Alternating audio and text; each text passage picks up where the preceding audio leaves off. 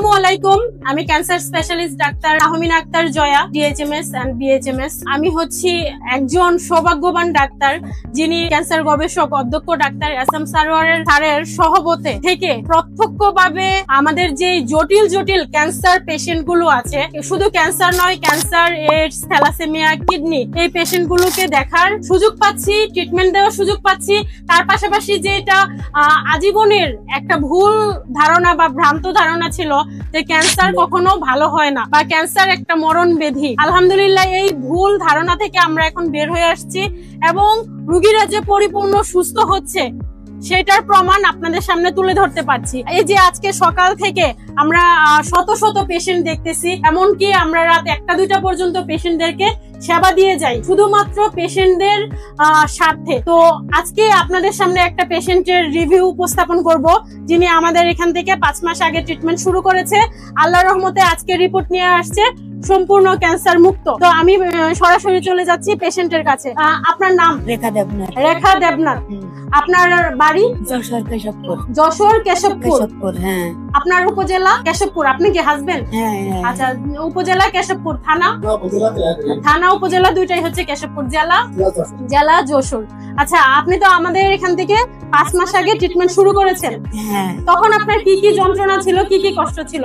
উনার দিকে একটু ফোনটা ধরবেন, যে উনার গলায় অলরেডি একটা অপারেশন আছে, যেটা ক্ষত বিক্ষত একটা অবস্থা, যেটা হচ্ছে এলোপ্যাথি ট্রিটমেন্টে উনি নিয়েছিলেন আমাদের এখানে আসার আগে। এলোপ্যাথি খাইয়ে মেলা দিন খাইছি, অনেকদিন খাওয়ার পরে আমি অনেক অসুস্থ হয়ে যাই।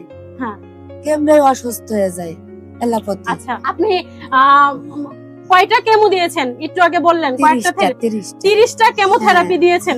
তারপরে কি সুস্থ হয়েছিলেন? না, কেমো ট্যাবলেট দিছিল খাওয়ার, ওই খাওয়ার পর আমি অসুস্থ হয়ে যাই। ওইটা খাওয়ার পর থেকেই আপনি অসুস্থ, এবং অপারেশন করার পরেও আপনি সুস্থ হন নাই, কেমো দেওয়ার পরেও সুস্থ হন নাই, ওষুধ খেয়েও আপনি ভালো ছিলেন না। কিন্তু এখন আপনি শারীরিক ভাবে কেমন আছেন? এই 5 মাস ট্রিটমেন্ট নেওয়ার পর এই জায়গার ওষুধ খাইয়া ভালো লাগে, একেবারে ভালো হয়ে গেছে। 5 মাস ট্রিটমেন্ট নিয়েছেন, হিসেব অনুযায়ী আমাদের এখানে আরো 7 মাস ট্রিটমেন্ট চলবে আপনার। কিন্তু আপনার এই দুর্বলতা ছাড়া আগে যে যন্ত্রণা ছিল, কষ্ট ছিল, বিছানা থেকে উঠতে পারতেন না, হাঁটাচলা করতে পারতেন না, ওগুলো কি আছে? না না। আলহামদুলিল্লাহ, আমরা উনার মুখ থেকে শুনে নিলাম যে উনি শারীরিক ভাবে, মানসিক ভাবে কতটা সুস্থ আছেন, স্বাভাবিক জীবনযাপন করছেন। এবং তার যে রিপোর্ট, তিনি আগের বার যেখান থেকে রিপোর্ট করিয়েছিলেন, আমি একটু দাঁড়িয়ে রিপোর্ট গুলা দেখাই। এটা হচ্ছে বঙ্গবন্ধু শেখ মুজিব মেডিকেল, ওইখান থেকে উনি টেস্ট করাইছিলেন।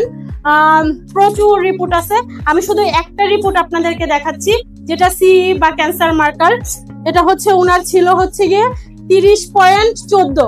হ্যাঁ, বর্তমানে হচ্ছে উনার সিএ, তারপর হচ্ছে CA50, CA90, সিরাম CA সব হচ্ছে নরমাল, সম্পূর্ণ নরমাল আসছে।